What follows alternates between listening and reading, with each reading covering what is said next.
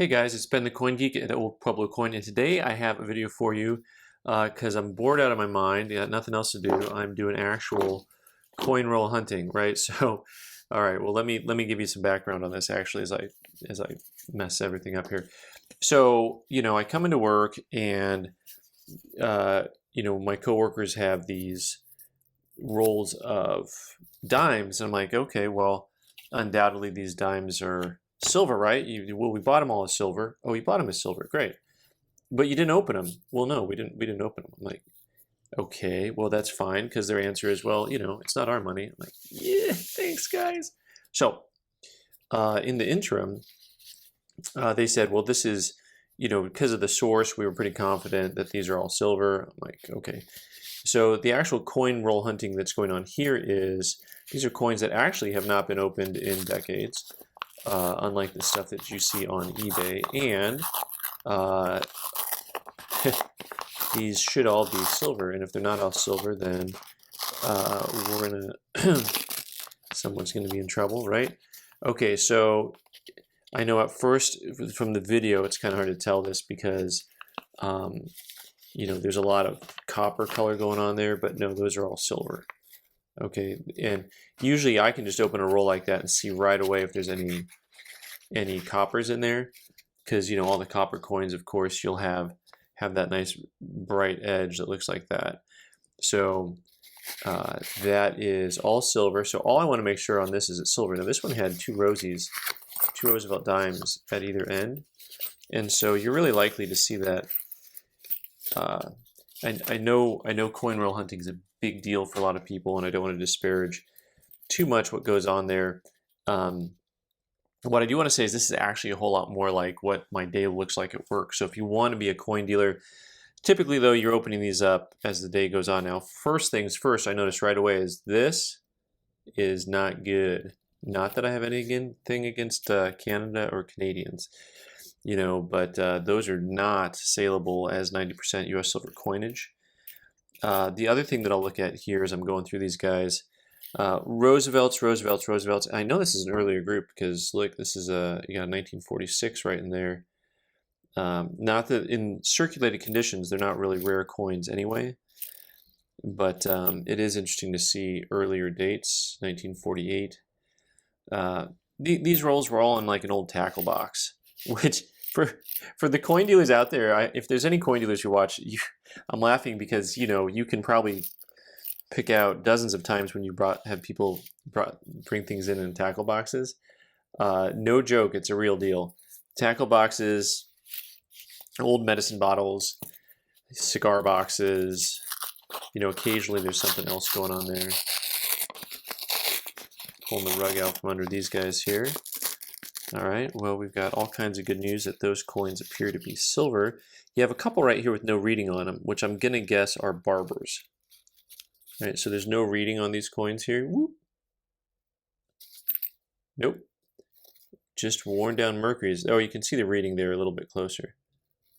So 1918, 1924. So there are earlier coins in here, it looks like, and also, although this coin is not uncirculated, this 1940 is a nice AU coin. So, typically when we get 90% silver coin in like this, there's not really a search process because we see so much of it that usually what we're doing is we're just popping open rolls and throwing them in our 90% and processing them that way. But you can see once you get some of those earlier dates in there and some of those nicer looking coins in there, that you may want to go ahead and look a little bit closer. One of the things that I do like to look at, because I'm kind of a glutton for punishment here, is anytime I see a 42, I've always been fascinated with 42s and the 42/1. Of course, if it's from the San Francisco Mint, okay, that one's not. The San Francisco Mint doesn't have that variety, but both the Denver and the Philly do. But it's actually a pretty obvious coin on the, oh, I always get that backwards. The Philly Mint? Yeah, the Philly Mint's the obvious one. Right? Right.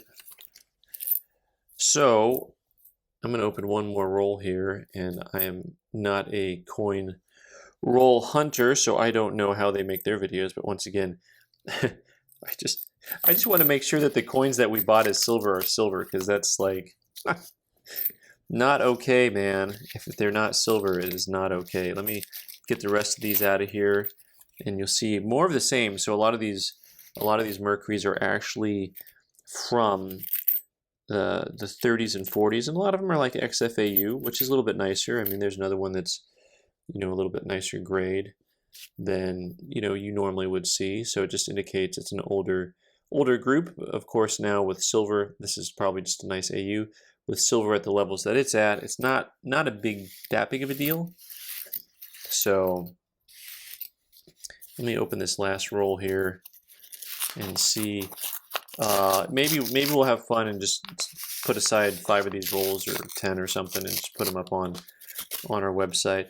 Now right away I noticed the bent one. It's something that catches my eye, because when you're opening these things and putting them in your coin counter, and you got to watch out for those bent ones, because they will invariably jam up your machine, which is like the most valuable thing that you own, is that that machine, right? So all right, I've got let's see, more coins, mostly from the 40s.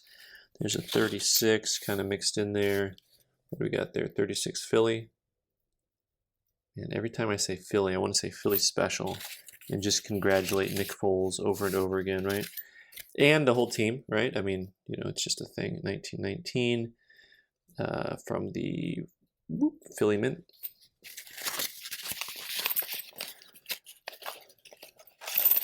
All right, well, I got a box with a lot of these guys mixed in here, and helps if I show you what dates I'm picking up, right?